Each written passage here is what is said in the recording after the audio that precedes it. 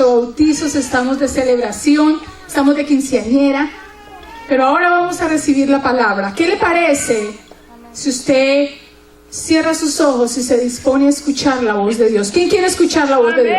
Amén. Cierra sus ojos por favor conmigo y eleve una oración al Espíritu Santo. Padre, te damos gracias en esta mañana, porque tú nos has permitido celebrar, bautizar y unirnos, Señor, en esta celebración que a lo largo y ancho del mundo están gente invocando tu nombre. Gracias, porque somos parte de una iglesia tan grande que te glorifica a ti.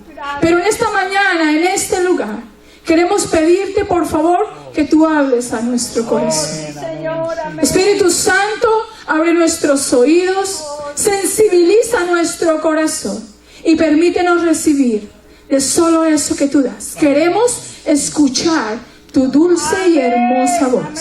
En el nombre del Padre, del Hijo y del Espíritu Santo. Amén y amén. Por favor, tome su lugar. Yo usualmente estoy en el gimnasio y algunas caras no las conozco y seguramente no me conocen. He estado en el Ministerio de Educación Cristiana por ya 2 años y tengo el honor de trabajar con sus hijos. Y pensando en la palabra, me encontré un título interesante. El título de la predicación esta mañana son Las 4 joyitas del rey David. Usted se preguntará por qué joyitas, y tengo 2 razones para eso. La primera, porque cuando una joya es pequeña, ¿cómo le llamamos? Joyita.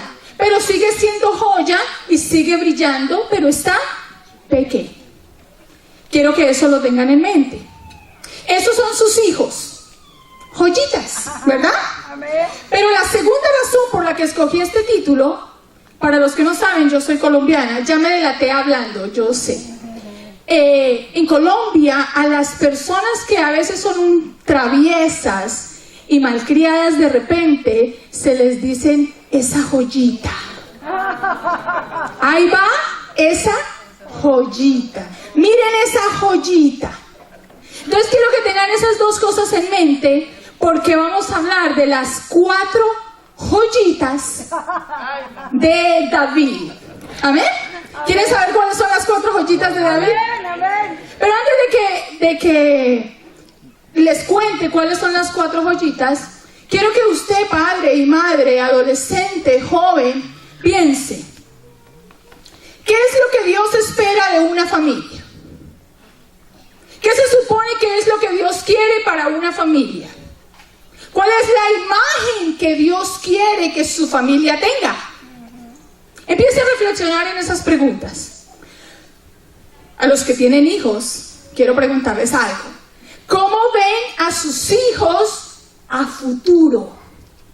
Y hagan esta dinámica conmigo, los que tienen hijos. Y ustedes adolescentes, si en este momento les tocara tomar un trabajo a sus hijos, si en este momento, sin que pasara el tiempo, así como están, de la edad que tengan, se casaran, ¿cómo serían? Algunos, aquellas hijas que se levantan a las 12 del día, si en este momento se casaran, ¿qué clase de esposos serían? Y aquellos muchachos necios, perezosos, ¿qué clase de empleados serían? De papás. De papás. Claro, ahorita nos reímos, súper chistoso. Pero ¿sabe? De seguir nuestros hijos, ¿cómo van? No van a cambiar mucho, quiero decirle. Van a ser muy parecidos a lo que ahora son. Y quiero que reflexionen eso. ¿Qué clase de hijos va a tener a futuro? Nosotros tenemos un problema. Todo lo vemos aquí, hoy.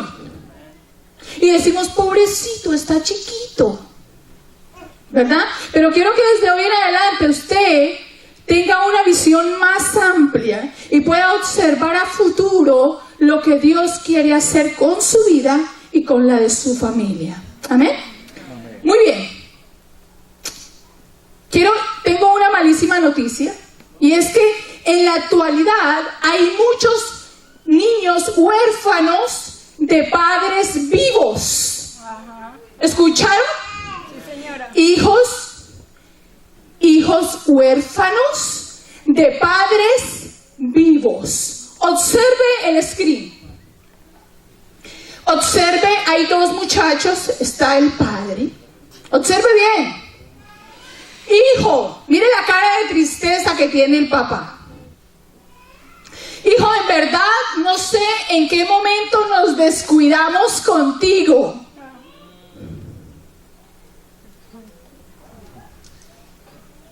Pero el problema es que no le estaba hablando a su hijo.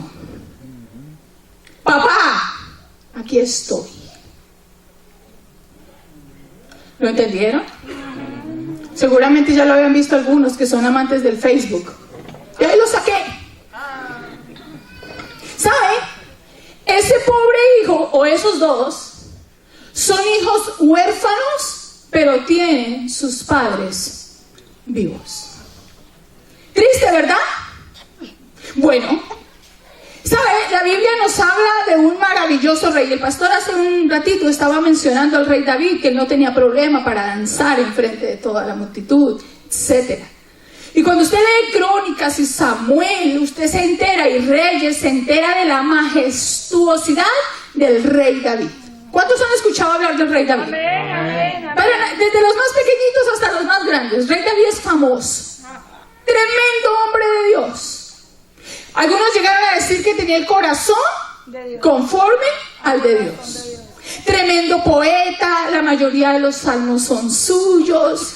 Escritor, un hombre guerrero que peleó por su pueblo hasta lograr completa libertad. Tremendo varón de Dios. Adorador por excelencia, administrador, temeroso. ¡Wow! Cualquiera que escuchara solo esas virtudes quedaría. Yo quiero ser como David, ¿verdad? Pero lo increíble y más hermoso de la palabra de Dios es que nos muestra todas las facetas de aquellos hombres que hoy para nosotros son ejemplo. Y tengo una mala noticia.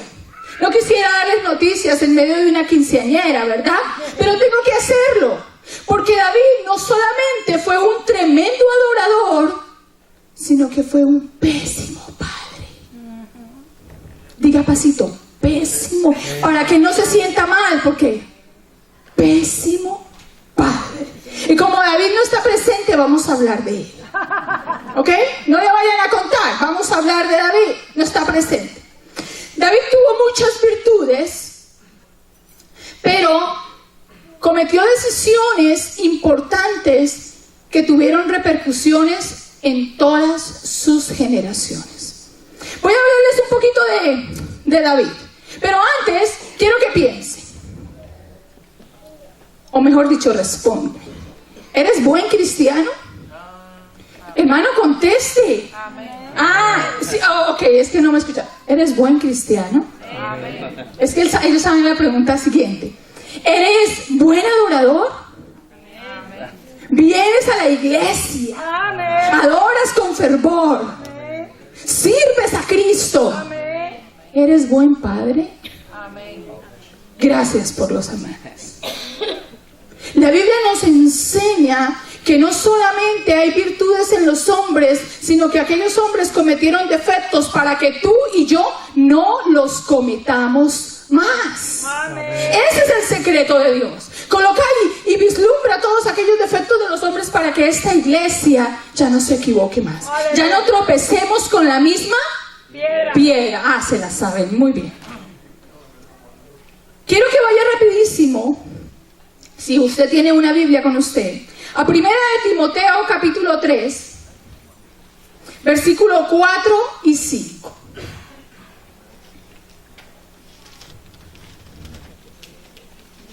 Yo tengo este versículo en la versión de la Biblia de las Américas y reza así: 1 de Timoteo capítulo 3, versículo 4 y 5.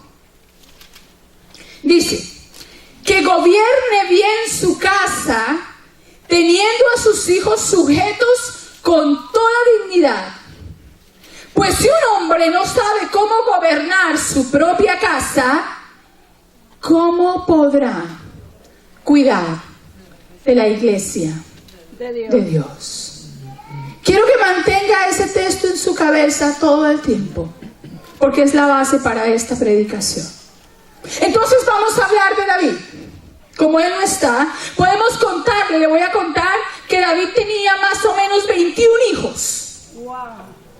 21 hijos que aparecen sus nombres en la Biblia, digamos los reconocidos. Oh my God. No, pues tuvo muchísimas concubinas, muchísimas esposas, 21 reconocidos. Parece que el último de ellos era medio adoptado. El libro de Crónicas nos muestra en primera instancia 5 esposas y 6 hijos. Dentro de estos hijos está Amón, Absalón y Adonías. Recuerden esos nombres. Por allá con Betsabé tuvo 4 hijos. Bueno, y se le murió uno, o sea 5. Y de ellos Salomón, ¿verdad? Hijo de Betsabé. Por allá en segunda de Samuel nos muestra otros 8 hijos. Y dentro de todos estos hijos, 21, tuvo o se menciona a una mujer, Tamar. Recuerden ese nombre. Yo imagino que tuvo muchas más hijas, pero en la época no se mencionaban ni se contaban las mujeres. Pero como ella cobró protagonismo en la historia, por eso se registra. Interesante que este hombre con tantas esposas y con tantas mujeres, pues tuvo muchos hijos. Él estuvo criando más o menos 22 años.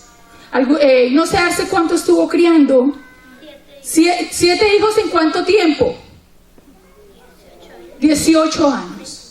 Este tuvo 21 durante 20 años, más o menos, 22 años. Entonces aquí aparece la primera joyita de David. Oh my God. Ahí vamos con la primera joyita. Ahí están las 4 joyitas de las que yo le quiero hablar hoy. Póngale mucho cuidado. Amón, Absalón, Adonías y Salomón. Recuerden los principios. Son joyitas porque son pequeñas, pero también son joyitas por lo que hicieron. Recuerde el principio.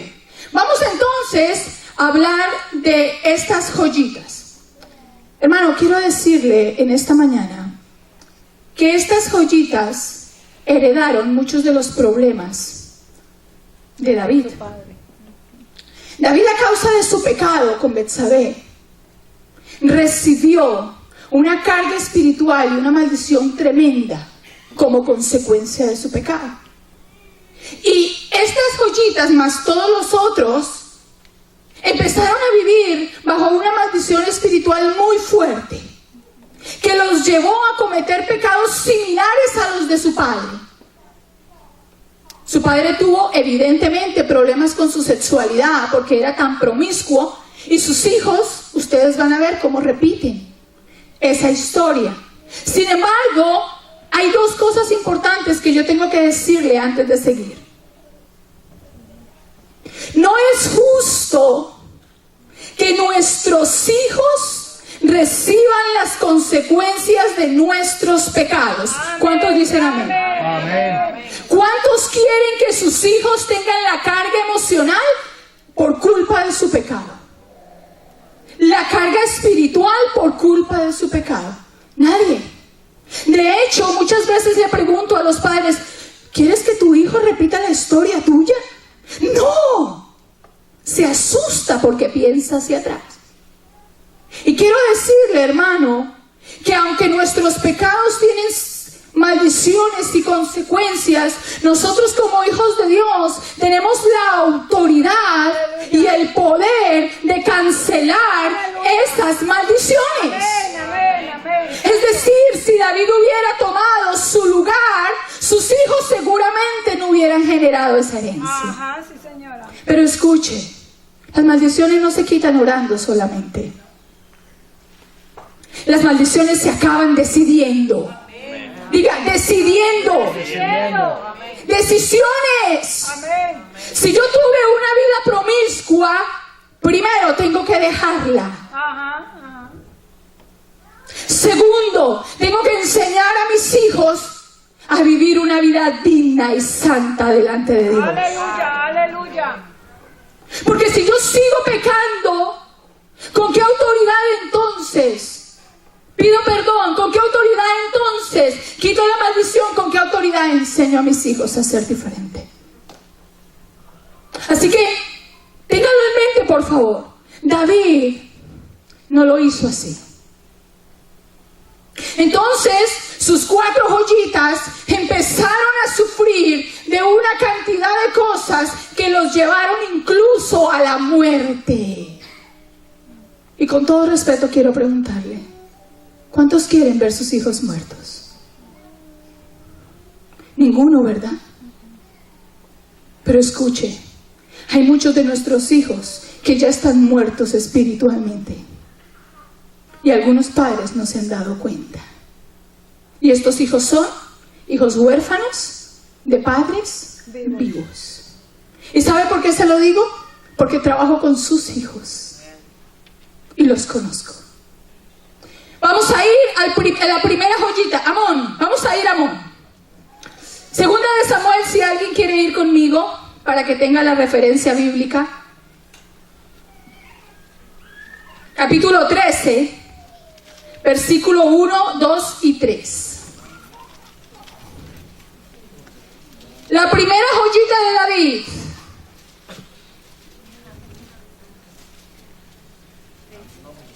Segunda de Samuel, capítulo 13, versículo 1, 2 y 3. Dice, pasado algún tiempo sucedió lo siguiente. Absalón, hijo de David, tenía una hermana muy bella que se llamaba Tamar. Y Amón, otro hijo de David, se enamoró de ella. Pero como Tamar era virgen, Amón se enfermó de angustia al pensar que le sería muy difícil llevar a cabo sus intenciones con su hermana. Sin embargo, Amón tenía un amigo muy astuto que se llamaba Jonadab y que era hijo de Simá y sobrino de David. Este amigo, hermanos, se encargó de inventarse un plan. El plan era decirle a David que Amnón estaba enfermo y que necesitaba que alguien lo cuidara. Y que esta mujer que lo cuidara debería ser Tamar, su hermana. Exactamente, David sin ningún discernimiento mandó a su hija a cuidar a su hermano. Amón tenía para esta época unos 22 años y la muchacha tendría 15. Virgen ella. Y dice el versículo 12,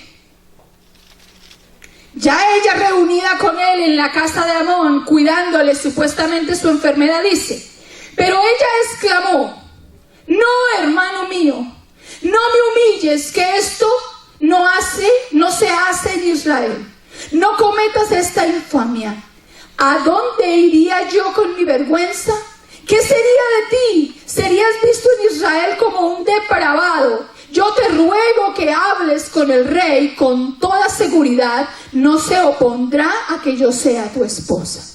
Pero Amón no le hizo caso, sino que aprovechándose de su fuerza, se acostó con ella y la violó.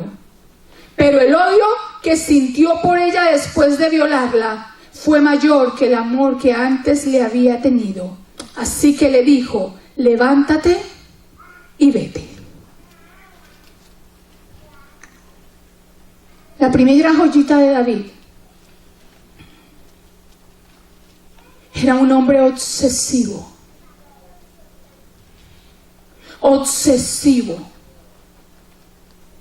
Enamorado, lleno de pasiones lujuriosas por su hermana. Es importante destacar que la virginidad para la época era un don absolutamente inquebrantable. Espero que para esta época y para usted sea igual. Amén. Valga la pena decir. Para sus hijas. Levítico dice, escuche lo que decía Levítico, que ni siquiera se podía ver la desnudez de la hija de su padre, porque era maldito. Pero Amón, sin tener ningún problema, engaña a su padre, engaña a su hermana, la viola y después la desecha. ¿Ven por qué digo que es una joyita? Pero ese no es el problema. Allí no terminó todo. El problema fue la reacción de su padre. Hermano, con todo el corazón, si usted como padre se entera de una noticia así, ¿qué hace? Mínimo. Es muy fuerte. Uno puede pensar de todo. Puede querer matar. Puede querer tomar justicia por sus manos. Pero escuchen, ¿quién era David? El rey. Uno. ¿Qué más? El padre del violador y de la hija violada. ¿Qué se puede esperar de este padre? Se supone que debería hacer algo, pero no. Él solamente se enojó. ¿Quiere ir conmigo para que lo compruebe? Versículo 21 del capítulo 13 de Segunda de Samuel. Dice: entonces su hermano Absalón le dijo: así que tu hermano Amón ha estado contigo. Pues bien, hermana mía, cálmate y no digas nada. Al fin de cuentas es tu hermano. Desolada Tamar se quedó a vivir en la casa de su hermano Absalón. Otra joyita. El rey David, al enterarse de todo lo que había pasado, díganme ustedes, se puso furioso. Se enojó mucho. En mi país hay un dicho que reza: del dicho al hecho hay Mucho trecho. usted también se lo sabe. Y David se quedó en el Dicho. Como rey tenía toda la autoridad para procesarlo como un hombre que había accedido carnalmente a una mujer. Como rey tenía toda la autoridad de aplicarle Levítico y declararlo maldito y enviarlo fuera y desterrarlo. Como padre. Pero díganme ustedes, ¿con qué autoridad moral David iba a llamar la atención a su hijo si él tiempo antes había hecho algo parecido con una mujer? No la violó, pero se la quitó a uno de sus soldados. Del dicho al hecho hay mucho trecho, pero aquí no para toda la historia. Amón no fue corregido. Y esto genera en Tamar y en Absalón la siguiente joyita, una amargura tan profunda. Tan profunda. Y quiero aprovechar para decirle algo, hermano. Y se lo digo en el nombre del Señor con mucho respeto. Por favor, no tolere el pecado de sus hijos. Amén.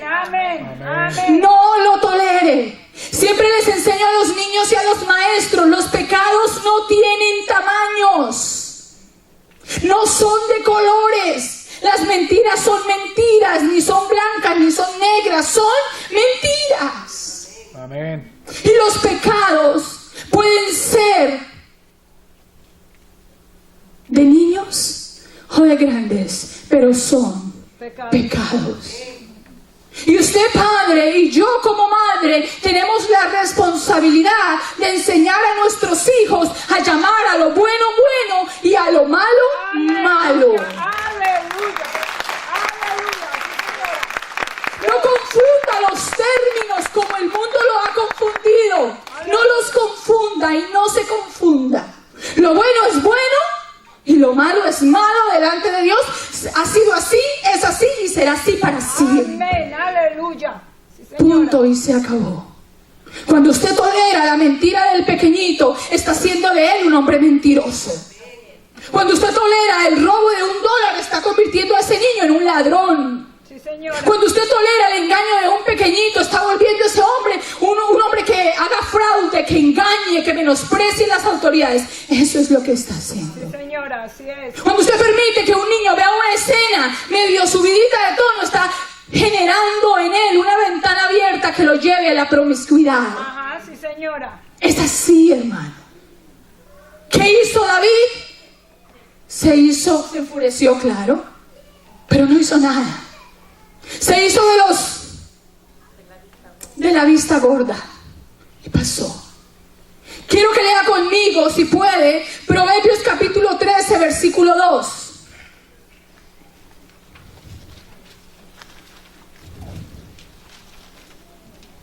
Dice mi versión: el que detiene el castigo, escuche esto, a su hijo aborrece, mas el que lo ama desde temprano lo corrige. Proverbios capítulo 13, versículo 2. Para los que están tomando nota y lo quieren en su referencia. El que detiene el castigo a su hijo aborrece, mas el que lo ama desde temprano lo corrige. Ahí les dejo la inquietud, hermanos. ¿Qué tan radical usted puede ser con el pecado? Con usted mismo. Porque, hermano, quiero decirle algo. Si su hijo le ve pecar, ni se le ocurra llamarle la atención. Porque no va a tener ninguna autoridad para hacerlo. Esto es un llamado a los adolescentes, a los jóvenes, a los adultos, a mí misma, a vivir en santidad para tener autoridad de enseñar, de corregir y de bendecir a los que nos siguen. Pero ahí viene la otra joyita. Ya tenemos una joyita que es tristemente violador. Y ya tenemos una víctima que se llama Tamar. Vamos a ir a la siguiente joyita, Absalón. Este me encanta. Porque este es un hijo amargado, asesino y conspirador. El primero solamente asesino, violador. Claro, casi nada, ¿no? El segundo, amargado, asesino y conspirador. El mismo libro de Samuel, en el capítulo 13. Se quedó. 1, 2. Toma este, por favor, y dame este tu lado.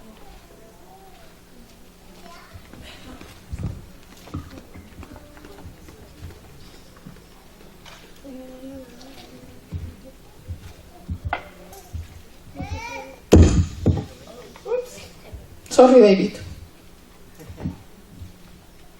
A ver si me alcanzas. Capítulo 13, versículo 22 de Samuel. De segunda de Samuel. Déjame llegar rapidito.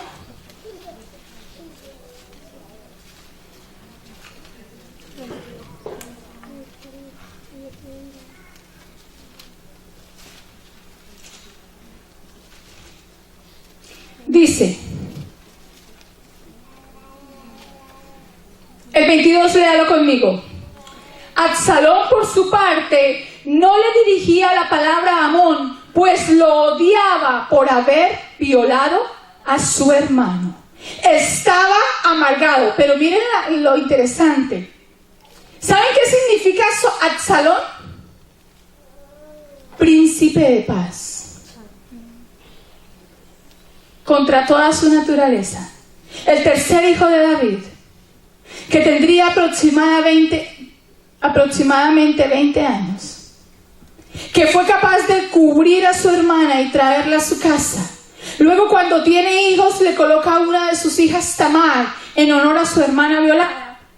Él estaba completamente amargado. Y entonces ideó un plan. ¿Usted cree que él se iba a quedar tranquilo y iba a tomar la misma actitud de su padre?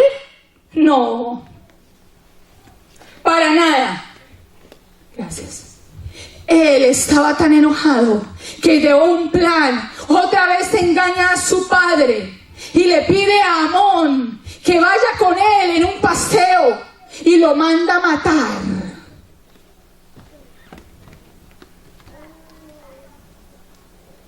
Segunda de Samuel, capítulo 15, registra cómo este hombre, sin tener ninguna misericordia, el versículo 4 al 10 dice: pasado algún tiempo, Absalón consiguió carros de... el 14.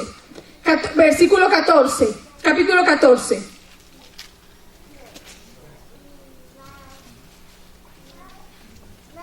Perdón, el 13, disculpen, el capítulo 13.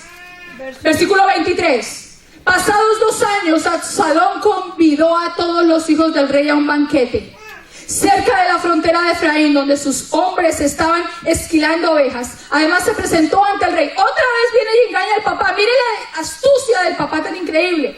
Su majestad, este siervo tuyo tiene esquiladores trabajando. Le ruego venir con su corte. No, hijo mío, le responde el rey. No debemos ir todos, pues te seríamos una carga. Absalón insistió, pero el rey no quiso ir. Sin embargo, le dio su bendición. Entonces Absalón le dijo: ya que su majestad no viene, ¿por qué no permite que nos acompañe mi hermano Amón? Efectivamente, Amón va, se suponía esquilar y terminó muerto. Pero después de eso, se va por un tiempo, queda desterrado por el asesinato. Y luego regresa el muy cara dura. Por eso digo que es una joyita, bien joyita. Regresa, se para en la puerta de la ciudad y empieza a decirle a toda la gente que pasaba: hey, si tú quieres un consejo, yo te lo puedo dar. No necesitas ir donde el rey. Si tú quieres que te ayude, yo te puedo ayudar. Y empezó a ganar el corazón de todo el pueblo para él luego proclamarse rey. Conspiró contra su padre. Pero ¿saben qué estaba haciendo David? Durmiendo sobre los laureles, porque el hombre no se había dado cuenta las 2 clases de joyitas que tenía. ¿Sabe qué hizo David cuando se enteró que Absalón estaba ganando el pueblo para él? ¿Sabe qué hizo? Vámonos de aquí porque nos van a quitar el trono. Ahí está, él salió corriendo. Hermano, y aquí viene nuestro segundo principio. No puedes dejar que un problema pequeño se convierta en un problema grande. Sí, señora. Los problemas que tienen los niños ahora hay que trabajarlos y hay que resolverlos. Señora, aleluya. No permita que se le crezca el enano. Ajá. Ese también es un dicho colombiano. Se le va a crecer y ya no va a ser enano, va a ser un monstruo. Ajá. Él hubiera podido trabajar con la amargura de Absalón, pero no hizo nada. Se le creció, mató al otro hijo, luego le quería quitar el reino, porque no fue capaz de ocuparse de los problemas de su casa. Por eso vuelvo al verso de Timoteo. Si no eres capaz de cuidar tu casa, ¿cómo puedes cuidar la casa de Dios o la iglesia? No sé David cómo le haría. Pero los problemas hay que ponerles atención. Hermano, quiero decirle, sus hijos están teniendo problemas. Tómese un tiempo, por favor, para mirarles, para entenderles, para saber qué está pasando en sus corazones, para saber qué tan amargados están con ustedes mismos, con la sociedad, con sus compañeros de escuela. Por favor, tómese un tiempo. Va a ser el mejor tiempo invertido de toda su carrera como padre. Aleluya, aleluya. Y va a salvar a su hijo de volverse un conspirador, un amargado que repita la misma historia suya y mía. Y ahí viene la tercer joyita. Ay, Señor. Esta me encanta. El consentido. ¿Ustedes tienen hijos consentidos? asistida. Amén. Sin mentir, hermano, con la mano derecha. Ok. Adonías, quiero que todos vayan a este texto. Todos. Ya David tenía en su récord un asesino, un violador, un conspirador. Y ahora tiene un consentido. Primera de Reyes, capítulo 1. Por favor, yo quisiera que todos tuvieran ese texto porque es supremamente importante. Primera de Reyes, capítulo 1, versículos 5 al 8.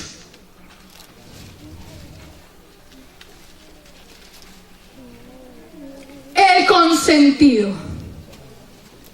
1, 5 al 8. ¿Estamos allí? Muy bien. Adonías es la tercera joyita, préstele atención. Adonías, cuya madre fue Hagit, ambicionaba ser rey, otro con ambiciones de rey. Y por lo tanto se levantó en armas. Escuche, otro conspirador. Consiguió carros de combate, caballos y 50 guardias de escolta. El hombre quería tumbarle el reino a su papá. Pilas con eso. Versículo 6. Adonías era más joven que Absalón y muy bien parecido. ¿Por qué será que los hijos consentidos son tan bien parecidos?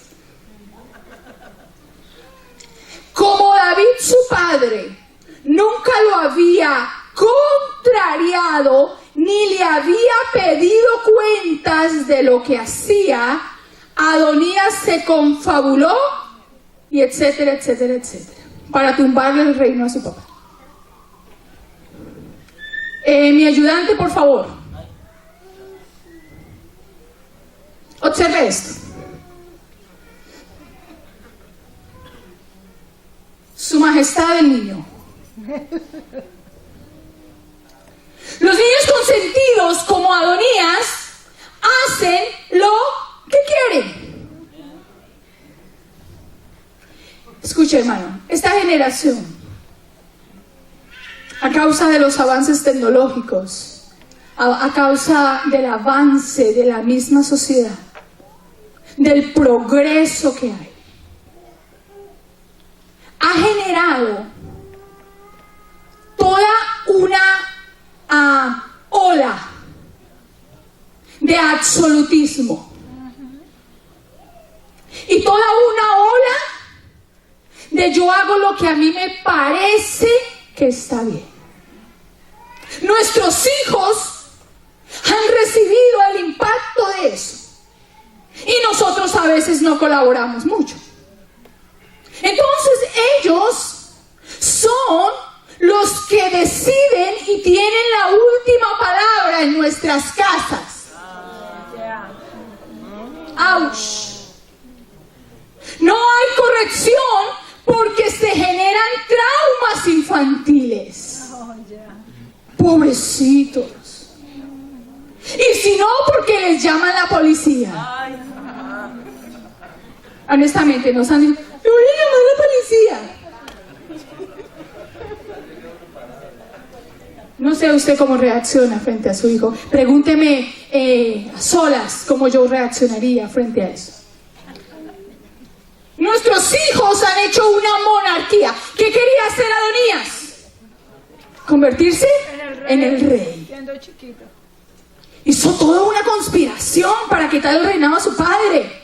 Vio que Absalón no pudo y dijo, ahí voy yo. Pero su hijo está haciendo una conspiración para ser el monarca de su casa. Porque él decide cuándo come y cuándo no come. ¿En dónde come? ¿Dónde compra y dónde no compra? ¿Qué se pone y qué no se pone? ¿Cuándo voy a la iglesia y cuándo no quiero ir a la iglesia? ¿Le suena eso familiar? ¡Santo! El consentido decide sobre su propia opinión qué hacer y qué no hacer. Quiero decirle, hermano, que sus hijos consentidos van a terminar como Adonías. Ahorita le voy a leer qué le pasó a Adonías. Pregunta: ¿quién es la autoridad en su casa? Bueno, pastor, ¿quién se supone? papás. Sí, porque como que la pregunta, ¿quién se supone que es la autoridad en casa? Los papás.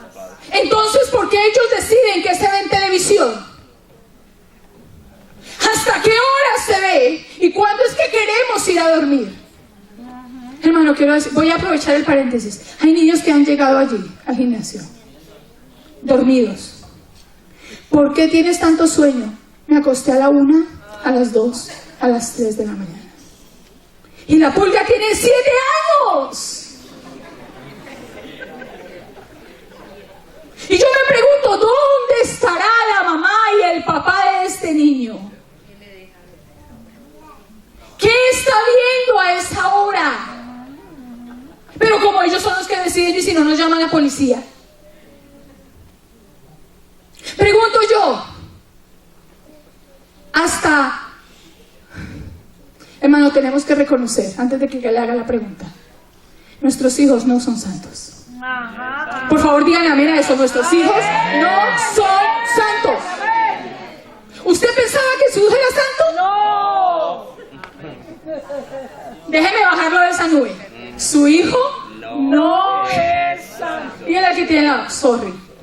Tu hijo, tu hermanito no es santo. No es. ¡Santo!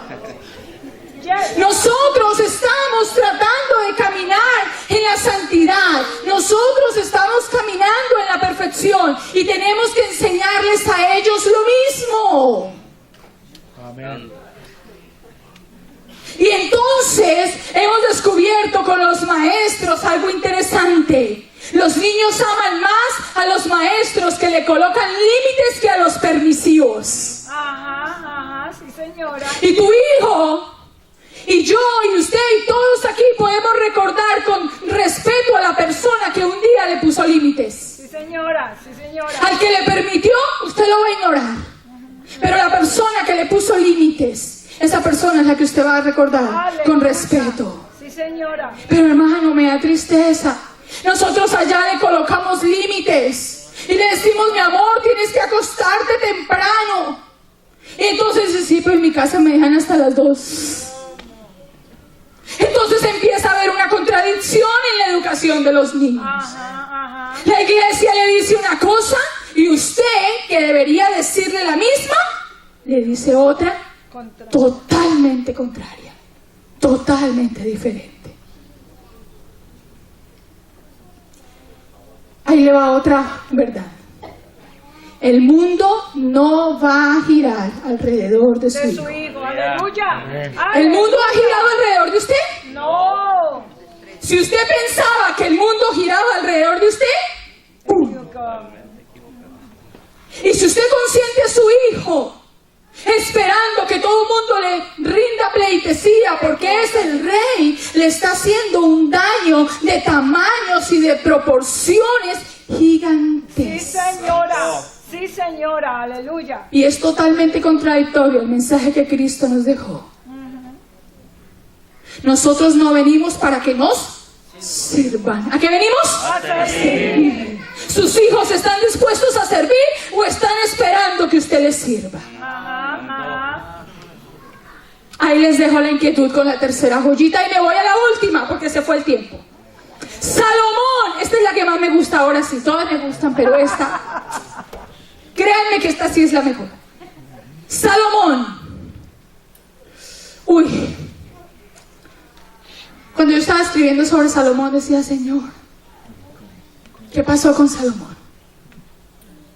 Todos, o por lo menos la mayoría de nosotros, entendemos que Salomón fue el último de los hijos de David, o uno de los últimos. Y Dios habló a Salomón. ¿Y Salomón qué hizo? Le pidió sabiduría. Eso lo sabemos.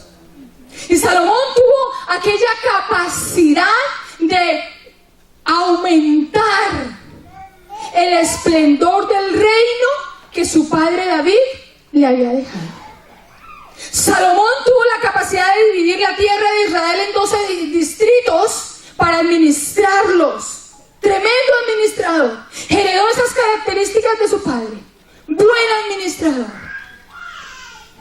Era el imperio más grande en el momento. Todos venían a ver el esplendor del templo, el esplendor del reinado y el esplendor del mismo. Increíble, tremendo Salomón. Dios se dirigió personalmente a él cuando consagró el templo. Y usted lo puede encontrar allí en la palabra. Increíble. Y yo decía, Señor, ¿qué le pasó a Salomón? Como un hombre que tiene tanta gloria, como un hombre que escucha tu voz, que habla contigo, como un hombre que es administrador de tanta riqueza, puede haberse volteado en contra tuya. Lea conmigo, por favor. Primera de Reyes, capítulo 11, versículo 2. Todo ese pasaje, pero vamos a destacar algunos versículos. Dice, 11. Voy a leer algunos versículos importantes. Ahora bien, además de casarse con la hija de Faraón el rey, Salomón tuvo amoríos con muchas mujeres moabitas, amonitas, edomitas, sidomitas e hititas. Todas ellas mujeres extranjeras que procedían de las naciones de las cuales el Señor, ojo, había dicho a los israelitas: no se unan a ellas, ni ellas a ustedes, porque de seguro le desviarán el corazón para que sigan a otros dioses. Con tales mujeres se unió Salomón y tuvo amoríos. Tuvo 700 esposas que eran princesas y 300 concubinas. Todas estas mujeres hicieron que se pervirtiera su corazón. ¡Qué joyita! ¡Qué joyita! Hermano, escúcheme esto. Yo le decía, Señor, ¿por qué Salomón se pervirtió? Porque Salomón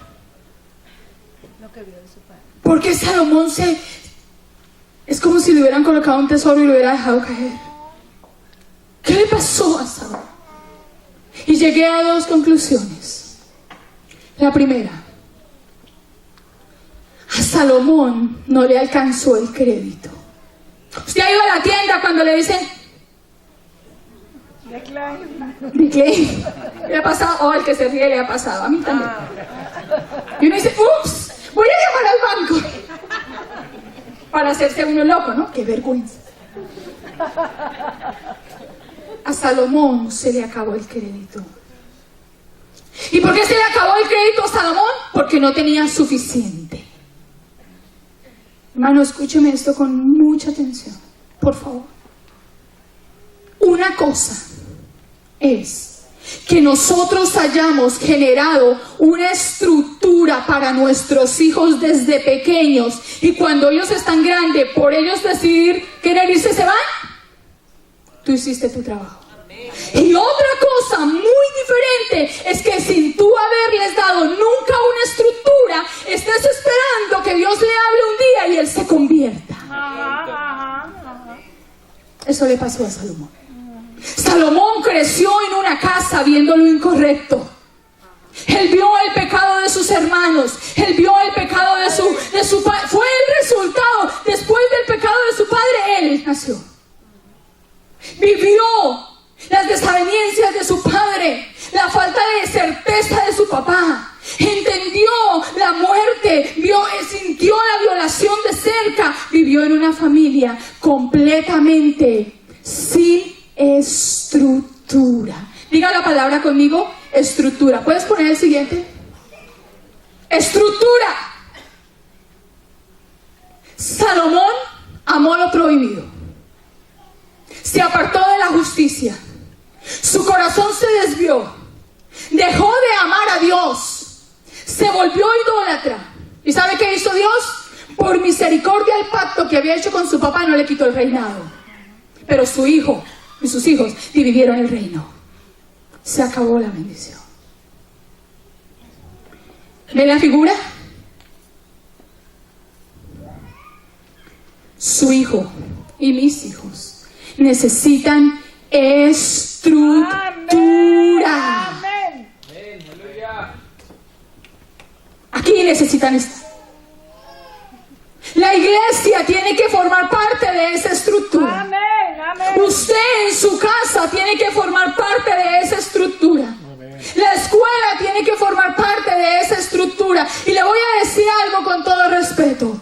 Mientras su hijo crezca en medio de una estructura, aunque se balancee, aunque dure, aunque a veces no quiera, aunque tema y aunque la tentación lo aceche, puede que se tambalee, pero nunca se va a caer en el nombre del Señor.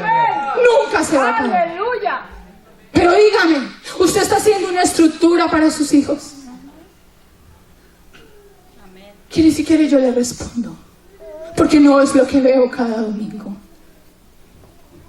No sé, pastor, si usted sabía que cada niño se lleva una hoja a su casa con una historia bíblica y un texto para aprender. ¿Sabe con qué me encuentro yo?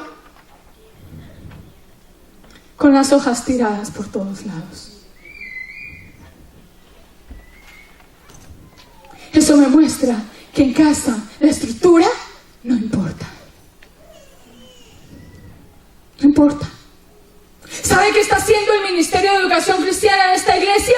Ayudándole a usted a darle estructura a sus hijos. Aleluya. No es nuestro trabajo. Dios me va a bendecir por el amor que tengo para los niños. Va a bendecir a cada uno de los 20 maestros que trabajan cada domingo con ellos, pero no les va a reclamar el alma de sus hijos. Aleluya. Lo va a hacer con ustedes. Amén. Amén. Y no espere que lo haga Dios. La vida, el mundo. Si usted no le da la estructura que su hijo necesita, el mundo lo va a tirar y lo va a aplastar contra el suelo y lo va a humillar. Nuestros hijos pueden tambalearse, sí, va a pasar. Van a dudar un día, ¿no, pastora? Amén. Amén. Van a decir, no quiero ir, sí. Van a sentir temor, sí. Se van a desanimar, sí. Pero no se van a caer. Aleluya. Porque hay una estructura que los sostiene. Aleluya. Que cuando vaya para acá se encuentra con alguien, cuando vaya para allá se encuentra con el otro. Y la estructura simplemente lo sostiene. Aleluya. Hermano, ¿sabe usted cómo le da estructura a sus hijos? Tomándose un momento por la noche para preguntarle: tendrás que aprender un versículo, déjame explicarte qué dice. ¿Tendrás alguna necesidad por la cual queremos que ore? Ven, oramos. Ven, hablemos. Por ahí algún papá me dijo: ¿eso para qué se aprenden los libros de la Biblia? Quiero decirles con todo orgullo que la mayoría de los niños que están allá se saben desde Génesis hasta Apocalipsis. Aleluya. Se lo puede recitar. Oh, santo. ¿Y sabe cuáles son los históricos y los poéticos? Y las cartas de Pablo, tal vez usted no lo sepa, pregúntele. Pregúntele. Y verá qué le va a decir. Aleluya. Si usted se toma 5 minutos de su tiempo, dijo, ¿qué te enseñaron? Va a haber retroalimentación. Estamos creando estructura. Estructura. La oración hace parte de la estructura. El consejo oportuno hace parte de la estructura. El amor hace parte de la estructura. Por favor, genere estructura para sus hijos. Aleluya. En el nombre del Señor. Santo. Quiero decir 2 cosas para terminar. Una, después de observar las 4 joyitas de David, llegó a la conclusión que David peleó toda su vida por tener el reinado perfecto. Como no se ocupó de sus joyitas, esas joyitas le destruyeron el reinado perfecto que él había creado. Tú puedes trabajar día y noche. ¿Sí? Puedes hacerlo. Nadie te lo va a impedir. Tú puedes dedicarte a todo en la vida, pero si no te dedicas a tus hijos, tus mismos hijos van a destruir todo eso que tú has trabajado. Sí, señora. Segunda conclusión. No te olvides de no tolerar el pecado de tus hijos. No te olvides de resolver los problemas ahora. No consientas a tus hijos.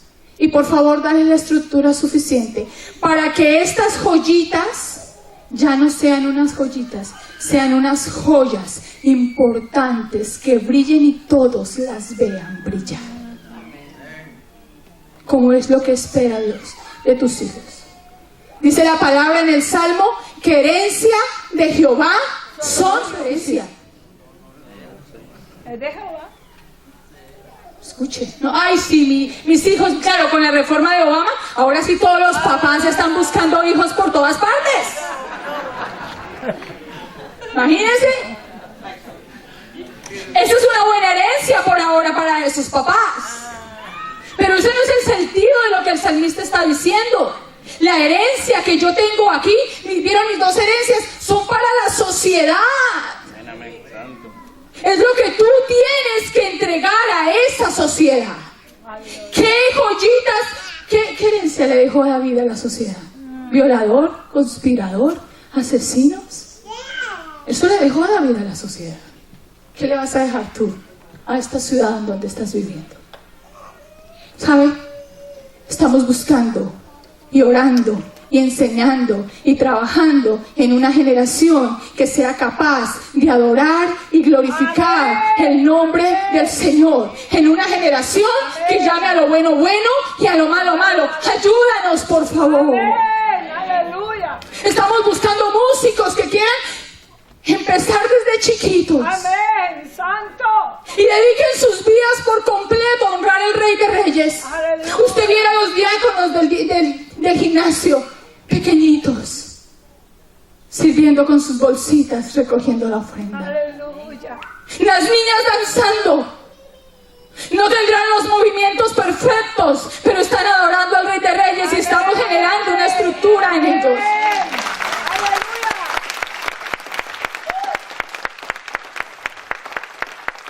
Ayúdenos, traiga a sus niños, involúcrelos, métalos a la alabanza y está David listo para enseñarles. Invierta en ellos, cómpreles instrumentos, cómpreles los vestidos de las danzas, tráigalos, hágalos parte de esta estructura. Y donde usted se encuentre, métalo en una estructura que le bendiga y le ayude para que pueda ser la herencia que Dios está esperando que sea. Amén, en donde amén. usted y su familia se encuentren. Aleluya. Sí, señora. Por favor, cierre sus ojos.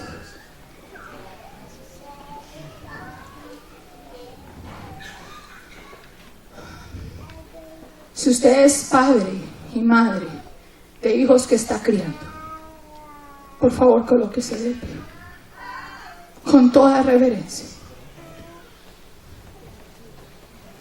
Si usted tiene a su cargo niños, adolescentes que está criando, por favor, colóquese de pie. Si usted es maestro y me está escuchando, colóquese de pie. La oración de los maestros y los pastores de esta iglesia va a ser por una nueva generación. Y la oración de los padres va a ser de arrepentimiento en esta mañana. Si usted quiere, levante su mano, el que es padre y el que recibió esta palabra, y dígale conmigo: Señor, perdónanos. Señor, por favor, en el nombre de Jesús, perdónanos. No queremos desgastar nuestra vida invirtiendo en algo que al final va a ser destruido. Perdónanos por no habernos ocupado de nuestros hijos. Tú nos has dado joyas, no joyitas. Y queremos que esos sean, cuando sean grandes, hombres y mujeres temerosos de ti, responsables en todas las áreas de la vida. Ore conmigo y consagre la vida de sus hijos y ore por ellos. Y reconozca si ha tolerado el pecado, si ha sido consentidor. Si no se ha ocupado de ellos, dígale: Señor, por favor, perdóname. Hoy recibo la nueva oportunidad para trabajar en una generación diferente. Señor, yo bendigo esa nueva generación que se está levantando. La bendigo en la autoridad que tú me has dado. Te pido que nos ayudes como iglesia, como padres, a darles la estructura que ellos necesitan para que te amen, para que te adoren, para que te sirvan. Aún en el día malo, en el día difícil, ellos no se caigan en tu nombre, sino que permanezcan para siempre delante de ti. Señor, yo bendigo a estos padres, hermanos, jóvenes que un día tendrán hijos. Y te pido que nos ayudes a ser radicales con el pecado. Te pido que nos enseñes en nuestro corazón lo que es bueno, lo que te agrada y lo que te sirve. Te pido por favor que tu gracia sea manifiesta en nuestras vidas en este día. Y te doy gracias. Si usted puede decir conmigo: gracias, Señor, por la oportunidad que nos das de ser mejores. Gracias, Señor, porque a través de los ejemplos y aún de los errores de otros, tú quieres perfeccionar nuestra vida. Gracias, Dios. Asumimos el reto, dígale: asumo el reto de ser el padre y la madre, el maestro, el pastor, el hermano que tú estás esperando que yo sea. En el nombre de Jesús. Amén.